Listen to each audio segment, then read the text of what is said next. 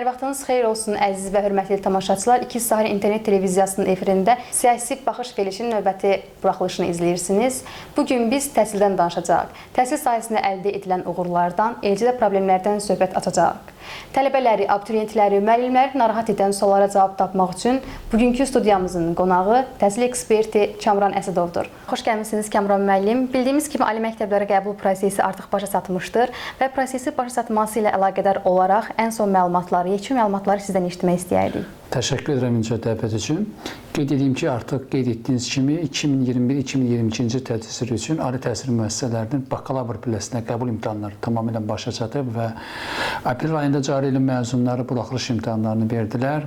İyul ayında isə 14-15 iyul, 27-28 iyulda blok imtahanları keçirildi. Bundan əvvəlki illərin məzunları üçün isə 1-2 iyulda qəbul imtahanlarının birinci mərhələsi keçirildi. Ümumiyyətlə, bu il ali təhsil müəssisələrinə qəbul olmaq üçün 90 minə yaxın şəxs elektron ərizə vermişdi və ixtisas qrupları arasında ən çox abituriyent birinci ixtisas qrupundaydı, hər olduğu kimi. İkinci ən çox abituriyent üçüncü ixtisas qrupunda özünü belə deyək ki, sınamaq istəyirdilər, ali məktəblərə qəbul olmaq istəyirdilər. Sonra ikinci qrupda və ən az abituriyent 5000 abituriyent 4-cü ixtisas qrupundaydı. Biz bilirik ki, bu il qəbul imtahanları təbii ki, əvvəlki illərdən fərqli formatda keçirildi. Söhbət fərqli keçirilməsi nəzərdə tutulur. Bunu deyəndə qəbul imtahanlarının bir dəfə keçirilməsi. Yəni 2019-cu ilə qədər təkrar şans verilirdi ki, birinci imtahanda zəif nəticə toplayanlar nəticələrini yaxşılaşdırmaq üçün ikinci dəfədə imtahan versinlər. Amma ölkədə 2020-ci ilin martından pandemiya səbəbindən əmələvi tədris təşkil etmək mümkün deyildi. Bütün proseslərin hər biri pandemiya dövrünün qaydalarına uyğunlaşdırılmalıydı. Məhz bu il qəbul imtahanlarının biraz gec keçirilməsi ikinci təkrar imtahanın fiziki olaraq keçirməsini qeyri-məqbul hesab edirdi, yəni mümkünsüz hesab edirdi. Məhz ona görə də Dövlət İmtahan Mərkəzi yalnız iyul ayında bir dəfə blok imtahanlarını keçirdi və biz nəticələri dəyərləndirsək, ilkin nəticələri, yalnız açıqlanan nəticələr aprel ayında keçirilən buraxılış imtahanlarıdır. Eyni zamanda iyulun 1-i və 2-si keçirilən imtahanın birinci mərhələsidir. 14-15 iyulda ikinci və üçüncü ixtisas qrupları üzrə keçirilən imtahanların nəticələridir. Və qeyd edeyim ki, üçüncü ixtisas qrupu üzrə keçən illəri 690-dan çox bal toplayan abituriyent olduğu halda bu il olmadı. Bu il üçüncü ixtisas qrupunda ən yüksək nəticə 686 baldır. Bu da qəbul imtahanları tarixində söhbət son 10 ildən gedir. Üçüncü ixtisas qrupu üzrə yüksək bal olmayan yeganə ildir. Yəni bu aşağı bir nəticədir. Üçüncü ixtisas qrupunda hər il 700 bal, 690-dan yuxarı nəticələr oldu. Bu il olmamasının əsas səbəbi qeyd etdiyim kimi 2020-ci ilin mart ayından etibarən ölkədə pandemiya səbəbindən ənənəvi tədrisi təşkil etmək mümkün deyil və eyni zamanda biz onlayn təhsilə keçmişik, amma onlayn təhsil keyfiyyətli deyil və əlçatan da deyil. Keyfiyyətli humanitar fənlər üçün ola bilər, amma hamı üçün əlçatan deyil. Çünki bizim təkcə 4447 orta təhsil məktəbimizdə 1,6 milyon şagird təhsil alır. 11-ci sinifdə təhsil alanlarımızın sayı 85 min nəfərdir. Və heç də olan hamısının evində kompüteri, planşeti, telefonu və interneti olmadığına görə və eyni zamanda hətta bu alətlər olduğu tədbirdə belə xüsusən təbiət fənlərinin, texnik fənlərin, məsələn, riyaziyyat, fizika, kimya kimi fənlərin onlayn keçirməsi keyfiyyətli deyil.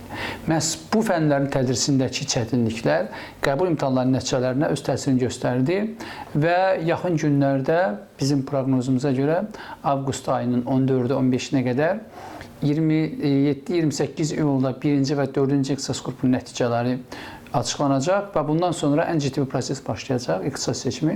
Yəni, 3-cü qrupun yüksək nəticələri azalıb. Əvəzində 250 və 500 bal arası toplayanların sayında kəskin artım var. Yəni, bu keçən üçün özünü təkrarlayır. Bu il 2-ci ixtisas qrupu üzrə ən yüksək nəticə 691 baldır. Bu keçənki baldan müəyyən qədər üstündür. Ümumilikdə ixtisas qrupları arasında biz dəyərləndirmə aparsaq, İkinci ixtisas qrupunda abituriyentlərin ali məktəblərə qəbul olma şansı daha yüksəkdir. Yəni, orada müsabiqə şərtini ödəyən, yəni 150 və yaxud da 200 bal toplayan istənilən bir şəxs, hətta dövlət universitetinə belə qəbul olmaq imkanına malikdir. Təbii ki, doğru seçim eləyərsən. Yəni, biz ixtisas qrupları arasında ikinci ixtisas qrupunun abituriyentlərini daha, belə deyək, şanslı abituriyent hesab edirik. Çox sağ olun məlumatınıza görə. Kamran müəllim, bir də bir nüansa toxundunuz, hansı ki, ixtisas seçimi ilə əlaqədar. İxtisas seçimində abituriyentlərin əksəriyyəti müəyyən çətinliklərlə qarşılaşır və bu çətinliklərin aradan qaldırılması istiqamətində hansı işlər həyata keçirilir? Təşəkkür edirəm. Çox vacib bir məsələdir. Hər il qəbul imtahanlarından sonra hətta 649 bal toplamış şəxs olub ki, ali məktəbə qəbul ola bilməyib. Hətta biz 500-dən yuxarı 3-cü ixtisas qrupunda, 4-cü ixtisas qrupunda abituriyentlər görmüşük ki, ixtisas seçimi etsələr belə, onlar ali məktəbə qəbul ola bilməyiblər, tələbə belə deyək ki, olmaq hüququndan məhrum olurlar. Bunun əsas səbəbi ixtisas seçimi zamanı abituriyentlərin əvvəlki illərdə formalaşmış keçid ballarından yola çıxmalardır. Çox təəssüflər olsun ki, istər sosial şəbəkələrdə, Instagramda, digər platformalarda biz görürük ki, hər kəs yüksək keyfiyyətli zəmanətlə ixtisas seçimi etmək öhdəliyinə götürür. Bu ciddi bir prosesdir. Qeyd edim ki, ixtisas seçimi zamanı abituriyentlər 3 vacib nüans var ki, ona mütləq diqqət etmək lazımdır. Düzdür, Dövlət İmtahan Mərkəzi hər il əvvəlki illərdə formalaşmış keçid ballarını çap edir. Məsələn, bu il abituriyent 2 jurnalında hər il bu çıxır. Eyni zamanda abituriyent jurnalının xüsusi buraxılışında əvvəlki illərdə formalaşmış ballar çap olunur. Və hər kəs orada görəndə ki, məsələn, indi bu il abituriyent 2 jurnalı çıxıb və o 2021-ci ildədir. Bütün valideynlər, onların belə deyək, övladları, abituriyentlər, yaxınları görəndə ki, üstündə 2021-ci il yazılıb. Deməli, bu il həmin ballarla mən ali məktəbə qəbul olacağam. Bununla yola çıxanlar ən böyük səhv edirlər. Misal üçün, mən sizə təcrübə göstərim. Dillər Universitetində 2020-ci ildə bir ixtisasın keçid balı 2019-cu ildə 280 bal idi. 300 bal toplayan hər kəs fikirləşirdi ki, mən ora qəbul olacağam. Yekunda həmin ixtisasın keçid balı qalxdı oldu 480 bal.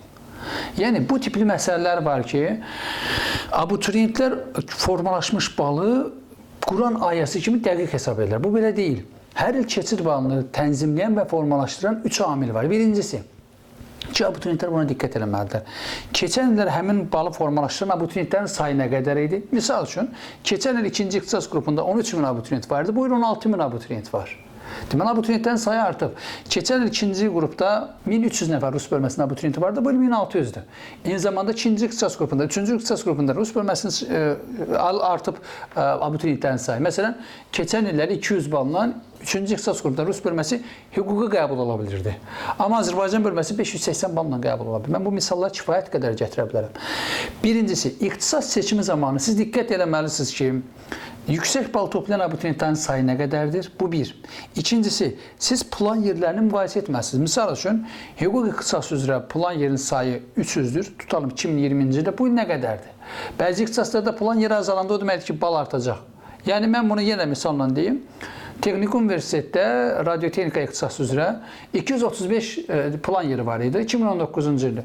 2020-ci ildə həmin ixtisas yerinin planı 100-ə qədər azaldıldı. Təsəvvür edin, 135 yer azaldı. Əvvəl sən oraya qəbul ola bilirdin 200 baldan, indi qalxdı oldu 300 bal. Niyə? Çünki abituriyent necə formalaşır? Keçid balı. Plan yeri nə qədərdirsə, tutalım, Bakı Dövlət Universitetinin jurnalistikasında 50 plan yeri var. Həmin ixtisası seçən və ən yüksək bal toplayan 50-ci adam qəbul olacaq ora. 50 nəfər. Yəni, siz ən yüksək bal toplayan və həmin yeri seçən 50 nəfərin içərisində olmalısınız. Bəzi bizim abituriyentlər ixtisas seçimi zamanı nə ciddi səhv edirlər? Onlar fikirləşirlər ki, ixtisas seçimi tutalım avqust onu başlasa, kim birinci ixtisas seçimi elədir, o qəbul edir. Qəbul olacaq. Və yaxud da kim birinci ixtisası yazdısa, o elədir. Elə deyil. Misal üçün, mən toplamışam 499 bal, siz toplamışsınız 500 bal. Mən yazmışam Bakı Dövlət Universitetini 499 balla birinciyi, siz yazmışsınız 15-ci. Siz ilk 14-ə düşməsəz, məsələn, hüququ yazmışsınız, tərcüməni yazmışsınız, dövlət və ictimai münasibətləri yazmışsınız, balınız çatmadı 14-ə, siz 15-ci ora qəbul olacaqsınız. Mən birinci yazdığıma görə mən qəbul olmayacağam. Azərbaycan insanı elə düşünür ki, mən birinci tez ixtisas seçməlisəm, tez qəbul olacağım, yerlər qutaracaq, mən qalacağım çöldə. Elə bil ki, meyvə bağına girib, kim birinci meyvəni daha çox yıxsın? Elə deyil. Bu insan amili olmadan sistem tərəfindən toplanan bala uyğun olaraq keçir. Yəni, hər kəs seçdiyi 15 yerə uyğun, plan yeri nə qədərdirsə, sistem elə seçir. Səhvləri nə olur? Əvvəlki illərin ballarından yola çıxırlar, baxmırlar ki, keçən abituriyent sayı nə qədər idi o balı formalaşdı. 2. Abituriyentlərin topladıqları ballar var. Məsələn, bayaq dediyim kimi, keçən il 2020-ci ildə 3-cü qrupda 690-dan yuxarı kifayət qədər abituriyent vardı. Bu il bir nəfər belə yoxdur. Deməli, 3-cü qrupda yüksək ballı abituriyentlərin şansı daha çoxdur. Məsələn, keçən illər siz girirdinizsə, hüquq ingiliscə 680 balla, indi girəcəksiniz bəlkə 650 balla. Yəni, bu baldır. Üçüncü vacibi təkrar deyirəm ki, plan yerlərdir. Bir də bəzi ixtisaslar var. Məsələn, bu il bir sıra universitetlərdə yeni ixtisaslar açıldı. Məsələn, Bakı Dövlət Universitetində bu il maliyyə, biznesin təşkili kimi. İkinci qrupun ixtisasları açıldı. O ixtisaslar daha çox İqtisad Universitetində idi. Artıq rəqabət yaranır. Və yaxud da bu il ikinci ixtisas qrupunda Bakı Ali Neft Məktəbində biznesin təşkil olması ixtisası yarandı. Bu çox ixtisas 150 ballıq ixtisasdır. Amma biz bilirik ki, Bakı Ali Neft Məktəbində formalaşan bal ən yüksək baldır. Məsələn, keçən illər orada 671 bal keçid balı formalaşmışdı müəyyən ixtisaslarda. Yəni, abituriyentlər ixtisas seçimi zamanı diqqət eləməlidir plan yerinə, abituriyentlərin topladığı bala əvvəlki ildə, yenə də deyirəm, bir də təhsilatlar da təsir göstərir, bilavasitə. Bir də ən ciddi ixtisas seçimi çətinliyini yaşayır üçüncü qruplar. Üçüncü qruplar hətta ən yüksək balla belə çöldə qala bilirlər. Yəni, burada dövlət sifarişli bir ixtisas məsələsini qeyd edeyim. Bəziləri elə fikirləşir ki, yalnız dövlət universitetində pulsuz oxumaq olar. Xeyr, bu belə deyil. Siz özəl universitetdə də pulsuz oxuya bilərsiniz. Yəni, dövlət sifarişli plan yerləri ümumi ölkə üzrə bütün universitetlərə ayrılır. Yəni, istəyirsən dövlət universitetində oxu, istəyirsən özəl. Əgər sən plan yeri ayrılıb 50 dənə sifarişli, ən çox bal toplayan 50 nəfərin içərisində olsan, istənilən universitetdə belə pulsuz oxuya biləcəksən. Yəni, bizim abituriyentlərimiz ixtisas seçimi zamanı buna diqqət eləməlidirlər və unutmasınlar ki, ixtisas seçimi xidməti göstərən heç kim onların belə deyək, balını artıra bilməz. Onun xüsusi imtiyazı yoxdur ki, misal üçün, mən ixtisas seçimi edirəmsə, mən 100% bunu eləyəcəm. Xeyr, belə deyil. İxtisas seçimi birinci abituriyentin istəyinə görə olmalı. Yəni, sən nə olmaq istəyirsən? Valideynlər nə istəyirlər? İkinci gəlir ixtisas seçiminə deyir ki, hara düşürəmsə düşüm, tək universitetə girim. Bunun özü də yanlışdır. Bu paltar deyil ki, ayağını sıxsa sabah dəyişəsən. Sən 4 il ərzində burada oxuyacaqsan, sonraki əmək bazarında sənin fəaliyyətin də bundan asılıdır. Yəni, indi yanlışlığa yol versən, bütün həyatın boyu bu yanlışlıq davam edəcəkdir. Tamamilə haqlısınız. Bir incə bir nüansa toxunmaq istəyirəm. Abituriyentlər adətən ixtisas seçimi zamanı balları keçid balından hara düşürsə oranı yazırlar. Məsələn, mən riyaziyyat müəllimi olmaq istəmirəm, ancaq balım 280 bal toplamışam, keçid balı 270-dən məsələn yuxarı riyaziyyat müəllimliyi. Ancaq mən məsələn 1 və yaxud da 2 suala düzgün cavab yazmışam riyaziyyatdan 30 sualdan. Əgər belə bir halla qarşılaşırıqsa, bu gələcəkdə nə kimi problemlər doğura bilər? Təşəkkür edirəm. Çox vacib bir məsələdir. Çox təəssüf ki, Azərbaycanda qəbul qaydalarının yanlış tərəfi ondan ibarətdir ki, sizin qeyd etdiyiniz kimi. Misal üçün, siz hətta tarix fənnindən 0 bal toplasınız, tarix müəllimi ola bilərsiniz. Riyaziyyatdan 0 bal toplasınız, riyaziyyat müəllimi ola bilirsiniz. Hətta ingilis dilindən 0 bal toplama, ingilis müəllimi ola bilərsən. Təbii ki, bu dövlət universitetlərində xarici dillə bağlı tələb ilə Dillər Universitetindədir, amma siz digər universitetlərdə bu hüquqa malik ola bilərsiniz. Bu yanlışdır. İkincisi, mən yenə də deyirəm, Azərbaycanda bu qəbul qaydaları nə qədər şəffaf, əl çatan, obyektiv olsa belə keyfiyyətli deyil. Bilirsiniz niyə? Mən bunu dəfələrlə təklif etmişəm ki, Azərbaycanda ixtisaslar üzrə qəbul aparılmalıdır. Məsələn, bizdə 4 dənə ixtisas qrupudur. Təsəvvür edin, kimsə tibbə getmək istəyirsə 4-cü qrupa verir. Tibbə gedəndə eyni sualla yoxlayırıq. Baytarlığa gedəndə 4-cü qrupdadır, onu eyni sualla yoxlayırıq. Biologiyaya gedəndə, kimya müəllimliyinə gedəndə, bu da düzgün deyil axı, ekologiyaya gedəndə sən 4-cü qrupda eyni sualla yoxlayırsan. Və ya 3-cü ixtisas qrupunda hüquqa gedəndə də eyni sual verirsən, ibtidai sinifə gedən 3-cü qrupda eyni sual verirsən, jurnalistikaya gedəndə də eyni sual verirsən.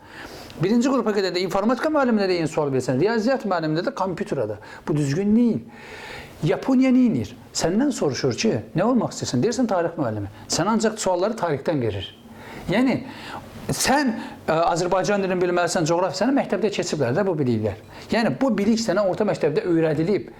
İmtahan bilik verən qurum deyil, struktur deyil. İmtahan sadəcə biliyi oxuyan və ölçəndir, nisbi olaraq. Məsələn, mən sizə həmişə deyim ki, kiminsə qəbul imtahanında 700 bal toplaması, onun tam savadlı olmağı demək deyil. Test imtahanının nəticəsi bilik göstəricisi deyil. Test sadəcə seçim üsuludur. Biz bugün əmək bazarında baxaq, yüksək bal toplayan adam var ki, o uğurlu adam deyil. Mənə soruşsam ki, 700 bal toplayan 3 dənə adam göstərin. İndiyənə qədər 111 nəfər 700 bal toplayıb. Hansı birini tanıyırsınız uğurlu kadr olaraq? Heç birini tanımayacaqsınız. Aydındır mı? Amma daha çox əmək bazarında keyfiyyətli kadrolar çevrilir. 300-450 bal arası. Daha dinamikdirlər, çevikdirlər, sosialdirlər. Yəni, bu vacib şərtlərdir. O ixtisas seçim məsələsində, bayaq dediyim kimi, abituriyent 15 dənə ixtisas seçir. Birinci il yazır hüquq, 15-ci il yazır ibtidai sinif müəllimi. Ay qardaş, sən nə olacağını bilməmsən nə? Aydındır mı? Tək prinsipim, qohumun qonşunun yanında ayıb olmasın. Və yaxud da WhatsApp statusunda bir dənə şəkil paylaşsın ki, mən universitetə girdim. Qohum qonşuya bir dənə qonaqlıq versin. Nə oldu sonu? Sonunda işte 60 min müəllim kimi işsiz orada qalacaq. Qardaş, sən müəllimliyin yerinə bəlkə də başqa bir ixtisas seçsəydin, daha yaxşı olacaq idi. Ona görə də birinci ixtisas seçimi hər kəsin özünün götürmə qabiliyyətinə və intellektual səviyyəsinə uyğun ola bilməlidir ki, mən nə olmalıyam? Məndən hüquqşünas olacaqmı? Məndən müəllim olacaqmı? Mən də bilirəm, gənclər 11-ci sinif qurtaranda fikirləşirlər ki, məndən müəllim olmaz. Birincisi, səndən heç nə ola bilməz, təbii ki, bu yanaşmanla. Sən amma nə olmaq istəyirsən deyir, bilmirəm, amma müəllim olmayacam. Müəllim ol demirik. Sabah dövlət qulluğuna gediş işləməyə, sonra başqa bir yerə gediş işləməyə. Yəni, ixtisas seçimi zamanı siz əmək bazarını araşdırın ki, bu ixtisasa ehtiyac var. Baxın, bu illəri müəllimlərin işə qəbulunda 60 min nəfər iştirak edib. Vakan yer 8 mindir. Hamısı işə qəbul olsa belə 52 min əlində diplomlu işsiz adam var. Deməli, bizim müəllimə hal-hazırda müəllimlik ixtisasına, pedaqoji ixtisaslara qəbul aparmamıza ehtiyac yoxdur. Yəni, amma bizim elə ixtisaslara var ki, ona böyük ehtiyacımız var. Ona görə də ixtisas seçimi zamanı valideynlər araşdırsınlar ki, həmin ixtisasda 4 ildən sonra iş tapa biləcəklərmi, yoxsa bu ixtisasa ehtiyacı varmı? Bu ciddi bir məsələdir. Aydındır. Covid-19 pandemiyasından sonra ölkə üzrə bütün təhsil müəssisələrində demək olar ki, distant təhsil formasına keçidildi. Və distant təhsil formasının müsbət və mənfi cəhətləri sizcə nədən ibarətdir? Əslində, belə deyək, pandemiya bizə çox şey öyrətdi. Biz 2009-cu ildə təhsil haqqında qanunda distant təhsilə keçməliydik. Amma 11 il ərzində buna ehtiyac görmədik, fikirləşdik, lazım deyil. Amma 2020-ci ilin martında biz məcburi olaraq, seçimimiz yox idi, biz keçdik onlayn tədrisə. Əslində, bu təhsil sisteminin elektronlaşması, müəllimlərin İKT avadanlıqlarının işləmə bacarığı üçün müsbət bir tərəfdir. Amma bilirsiniz, mən qeyd edeyim, post-pandemiya dövründə belə, hətta indi pandemiya başa çatandan sonra belə, bir sıra fənlərin onlayn qaydada tədrisdə həyata keçiriləcək. Artıq təhsil alma forması dəyişir. Tarixi formasiyalarda, ictimai quruluşlarda fərqlidir. Məsələn, ibtidai icma quruluşunda da təhsil var idi. Siz baxsaz, görəcəksiniz ki, qədim dövrdə siz araşdırsaz məktəblər, mağara şəkili görəcəksiniz. Bir dənə yaşlı, saqqallı kişi, yanında uşaqlar və nəsə danışır. Quldalıq dövründə də eyni görəcəksiniz, Yunanistan olsun, Roma olsun, məktəb və kimsə yenə danışır. Öyrətmək nədir, təhsil nədir, sən bildiyini qarşındakına çatdırırsan. Və yaxud da feodalizm dövründə bizəcə mədrəsələrdə keçirdilər, məscidlərdə keçirdilər. Məsələn, biz kinolara baxanda görürük. Hər bir dövrdə öyrədilmənin üsul və vasitələri fərqlidir. Ümumiyyətlə, təhsil sistemimiz pandemiya dövründə çox geri qaldı. Amma çevik qərarlar qəbul etdik. Azərbaycan hökuməti təhsilə dünyada diqqət göstərən, dünyada ilk üçlükdə olan ölkələrdən biridir. Azərbaycan dövləti təhsilə çevik pandemiya dövründə reaksiya verən ilk 3 ölkədən biridir. Məsələn, martın 3-də dərslər bizdə dayandı orta məktəblərdə.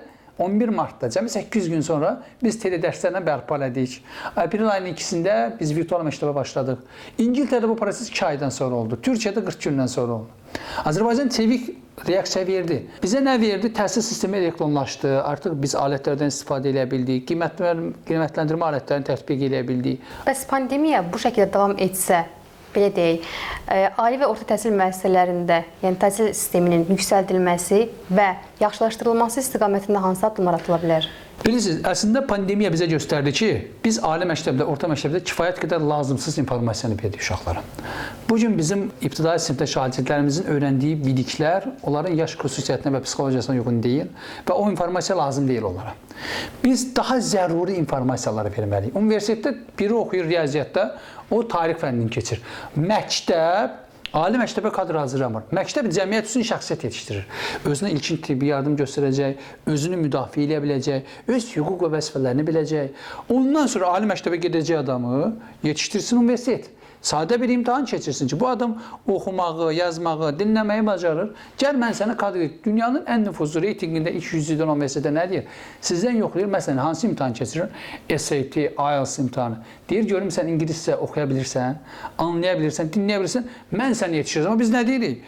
Sən tibb universitetinə gedəndə kimyanı oradakı müəllimdən daha yaxşı bilməlisən. Bakı dövlətinin tarixinə girmisənsə, tarixi oradakı müəllimdən yaxşı biləcəksən. Ay qardaş, mən özüm Bakı Dövlət Universitetinin 2007-ci ildə bakalavrını qurtarmışam. 2009-da magistratura, 2015-də doktorantura, 2018-də doktor. Nə olsun? Yəni deyirəm, pandemiya bizə çox şey öyrətdi, amma ən azından təhsil sistemi ciddi şəkildə elektronlaşdı. Aydındır. Bəs işğaldan azad olan ərazilərdə məktəb tikilişi haqqında nə deyə bilərsiniz Kamran müəllim? Əslində qalsa, mən hesab edirəm ki, işğaldan azad edilmiş ərazilərdə insanların daha kütləvi məskunlaşması üçün birinci biz orada ali təhsil müəssisələrini açmalıyıq. Bu urbanizasiya prosesi üçün, məskunlaşma üçün, eyni zamanda təhlükəsizlik üçün əsas şərtdir. İkincisi, biz mütləq şəkildə daha çox xarici ölkələrdən həmin ərazilərə tələbə qəbulunu həyata keçirməliyik. Birinci ona görə ki, misal üçün orada açmalıyıq, zəruridir. Qarabağ Dövlət Universiteti, Şuşa Dövlət Universiteti. Niyə görə? Xarici ölkə tələbələrini sonra qəbul edəndə Fransuzu, İngilisi gəlib burada oxuyacaq. Öz ölkəsinə gedəndə hüquqi sənədini yazacaq Qarabağ Dövlət Universiteti və Azərbaycanın verdiyi diplomdur. Bu həm də Azərbaycanın tarixi torpaqlarının dünyaya tanınmasına və hüquqi öz təsdiqini tapmağına kömək edəcək.